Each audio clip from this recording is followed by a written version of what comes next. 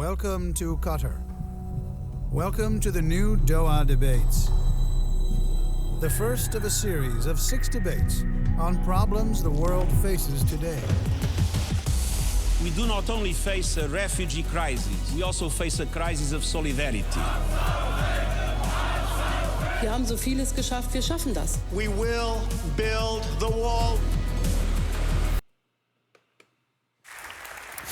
Douglas Murray, thank you very much. A few provocative thoughts, no doubt, that you mentioned there. A few jumped at me, such as when you said the developing world cannot move to the developed world. You seem to conveniently forget that the developed world moved to the developing world without asking permission. No, I don't. It seems to me as well that this is a particularly Western-centric viewpoint, and a misleading one at that, because you know as well as I do, and the figures show it, 85% of the world's refugees, in fact, settle in neighboring countries in the Middle East, Sure. in Africa and Asia. They do not rush over to Europe. Sure. You'd make a big mistake if you think I hadn't heard of colonialism. You don't seem to address it in any I'd way. also suggest, by the way, that I don't know how long we're going to go on about colonialism for. I'm happy to do it as long as you like. But let me don't we just have to be factful, though? Well, Don't we have to be But also, don't think, careful about if I may history? say so, that colonialism was just a Western thing. What was one of the largest and most significant empires in history but the Ottoman Empire? Do we say that Turkey has to do something like the West to deal with That's Islam? not the issue. You brought up colonialism. You are talking about the Western view that they should stay where they belong. I'm saying that it seems to me to be much wiser that if you have a very large humanitarian crisis in, for instance, Syria, you try to make sure that people remain in the area. This isn't say all of them, but it is more likely. I absolutely agree they do. I've seen it firsthand. Look What I'm at Turkey, suggesting. 3.5 million refugees. Look at Lebanon and Jordan per capita. What the I'm countries that have suggesting the to you most. In is- fact, in Lebanon, you've got 1 in every 4 person living in that country is Absolutely. a Syrian refugee. Absolutely. So to suggest they're not doing very much is just being misleading, being dishonest. Believe me, I'm not being misleading. And I said from the outset that I agree with the point that most refugees remain in the area. And I said that I think that that's a good idea. I'm suggesting to you that I think it's better that people, for instance, fleeing Syria, end up in the countries around Syria in order to be able to return to their country than putting them in but Norway. they will return. You are suggesting that they don't want to return. Who, in their right I'm not mind, if suggesting they they had don't the want to option, return. When did I and say we will that? hear from a refugee, if they had the Stop the tape, stop the tape, stop the tape. Okay. Right away, do you see this moderator shift as to look how when she was asking Mark Lamont Hill, and check this out on our other videos there, when she was asking Mark Lamont Hill questions, she was pushing back, but not in the way that she's pushing back and interrupting Douglas Murray here. I mean, Douglas starts to answer a question and then she just basically interjects. Then he says, that's not what I said. And then she goes away from it with something else. And I don't know what this, I mean, this is just very, very, I don't even know. It's not moderating. She wants to be the center of this thing, and she wants to position Douglas Murray, or put him into a position basically where she's basically saying that all these things are coming from you. He's saying, no, they're not. I never said that. What are you talking about? I thought we were talking about refugees. Now you're talking about colonialism. Don't you think I know about colonialism? Don't you think I know what the British Empire did? But then he goes on to say, what about the Turkish Empire, the Ottoman Empire? What about those? Was there colonialism? Was there imperialism back then? Is it only the West that has to answer these questions? And then talking about majority of refugees do settle in the countries around them if those countries do allow them to come in. And she was pointing out that many of them do, like Lebanon, how in terms of, Syrian refugees they've taken. All these countries around there, they do. But all Douglas is saying is that we need to stem the tide. It can't be that you've just got millions upon millions of displaced people deciding, and we just start to say, okay, yeah, sure, we'll put a bunch of them in Norway, we'll put a bunch of them in Sweden, we'll put a bunch of them in Europe, in France, in Germany, in Spain, in Italy, in America, here and there. We ought to take a look at where we're going to put these people. Some of them, yes, they probably will have to be absorbed by Europe and the other countries and in the Americas, of course. But that doesn't mean every single solitary one of them, because hopefully the situation in their country will change, will allow them to go back to their original country. But this moderator, the way she's attacking him and not letting him answer any questions, very, very, it's just, it's great. It's great video. It's great, to see and to see the back and forth. But Douglas is just really getting ticked off. He's really getting pissed off. I didn't say they wouldn't. They leave everything behind. But you seem to also be oblivious to another important fact that I just want to throw at you before we go to a video clip that I want to show you. It's what about the moral responsibility, though, of Western countries that have contributed to the destabilization of the region, the meddling, the military interventions, not to mention the arms sales that continue as we speak? What about that? Do you want me to answer that? Okay, I'll answer that one frankly. Nobody denies, for instance, the disaster of Iraq. But who are the people who intervened most in Syria? Isn't just Iraq. Hang on. Let me answer it. Who intervened most in Syria? It wasn't America. It wasn't Britain. It's Iran, Russia. It's, among others, countries, including the one we're in and others around the Gulf here. Before we got to Syria, we had Iraq, we had Libya. Ooh, he just goes right inside their proxy war with Qatar, right? With, Qatar talking about, they said, in the country right here, meddling in the affairs of other countries, meddling in Iraq, meddling in Afghanistan, with Iran, doing all sorts of things in terms of that. She doesn't like that, so she comes in there immediately to try to cut him off. Libya, we had many countries in this instances. neck of the woods were much more involved in the Syrian civil war than my country was. Well, you're also so do you want to take some responsibility for that? Do you want to take more refugees here in Qatar? Do you want to take more in the Gulf? No one is immune to any sort of criticism.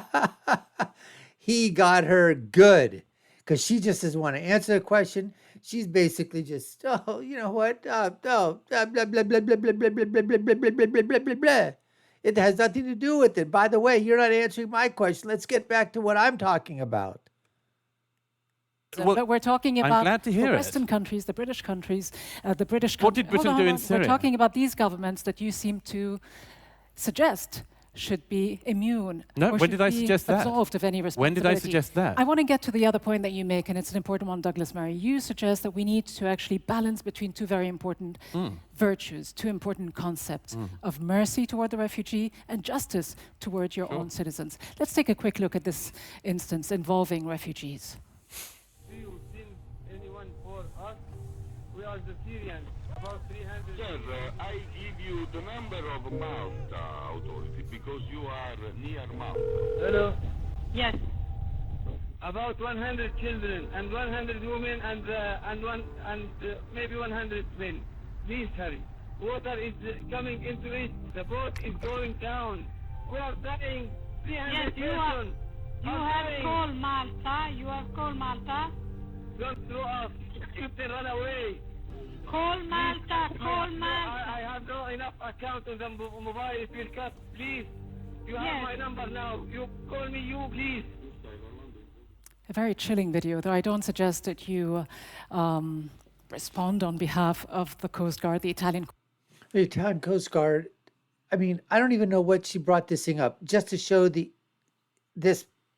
Coast Guard of Italy, basically telling this boat and this, and yes, it is human tragedy, human suffering that's occurring on there, but she wants to make it up. Oh, Italy, you know what? They don't want, refugees. They don't want, people coming on a boat heading to their shores, implying that, Italy is basically, again, racist, bigoted. They don't want refugees. They don't want foreigners. They don't want any of this. So she decides to play this video and then says, why don't you respond for the whole world there? You don't have to really respond for the whole world, but we really would like you to respond and get your take on it. Try to put, Douglas in the spot. Coast Guard. But again, it's that same issue of shifting the problem to others. And just for a little bit of context, in fact, this boat, which capsized 5 hours after this call, killing quite a few people on board, we heard that there were about 100 women, 100 children on board, that was twice as close to an Italian island as it was to Malta. But again, this idea that, we have to safeguard our values. where does mercy fit in that? Not just mercy, but the obligation, the legal obligations of states towards refugees. I'd suggest that we all make sure we don't shift responsibility. There is a responsibility to everyone. That would include the state we're standing in now, wouldn't it? It would include all the states in this region. It would include the brother states. It would include the Ummah. It would include everybody. It wouldn't just be the Italians. Now, the Italians, by the way, and let me just finish this point. That's a valid issue, but let me respond to it, because you mentioned the states of the region. It's a valid issue, but unlike the European countries, allow me to just make this point, unlike the European countries, I'll respond to 2 points. They are not parties to the 1951 Refugee Convention. So the legal obligations are, well, it's just a fact. Conveniently, isn't it? But I'll let you carry on. But this means that countries that are signatories to the Refugee Convention get more blame and more assumption that they are going to have to hold more of the burden than countries that didn't. And I'm suggesting to you that nobody should be able to absolve themselves from blame. But if you go to Italy now, and I don't know when you were last there, but it is not the case that this is going well in Italy, either for the migrants who are arriving or for the Italian population. Isn't it because the resources are not being poured into this? Let's face it, the policies are not there, the resources aren't there. I see these people when they arrive, I follow their stories. It's not just the resources and the people there, you stupid idiot moderator. Oh my God, that's not what it is at all. It's that people are being displaced and they're being put into cultures that are completely so different from what they're used to. Language barriers and obviously jobs, no money. The resources can come in, but then how do these people, they don't assimilate. In Europe, you have whole towns, whole cities that are just completely populated by one, immigrant, one immigrant or one ethnicity, and they're there in the thousands, the hundreds of thousands, but they don't want to assimilate into the proper culture, into the culture proper of the country that they're in. And then you just have like little Indias, little Pakistans, little Middle East, little Syria, little Jordans, little Lebanons, all in these pockets of Western countries. And no assimilation, no trying to learn the language, no trying to, fit in with the society. Okay, you can keep a little bit of your culture. There's nobody saying that you've got to just dispose of your culture. No one's saying that. But when you come into a new country, new culture, you should adopt some of the things that are inside there and not isolate yourself, which is what happens because they're basically just put either into an area where that's where they're sort of disposed of or put in that area and said, okay, fine, here you are. Here's a few resources. Go ahead, live your lives. And that's not good, as he said, not good for the government, the country that these refugees are placed into or put into. It's not good for them. It's not good for the government. It's not good for the local people at all. I mean, all around. So what Douglas was talking about is that justice and mercy, it would be much better to keep refugees as close as possible to the country that they're from, and then try to work within that type of within that boundary to see what can be done to alleviate the suffering, to give justice and mercy there rather than trying to institute it thousands and thousands of miles away in a completely foreign land, completely foreign nation. It is not the case just that they don't, the local populations in Italy I've been to Lampedusa, I've seen the boats coming in. The local populations are extremely generous. They are extremely kind to the people. Most of the populations in Europe, let's just not have this idea that Europeans are somehow incredibly cold-hearted.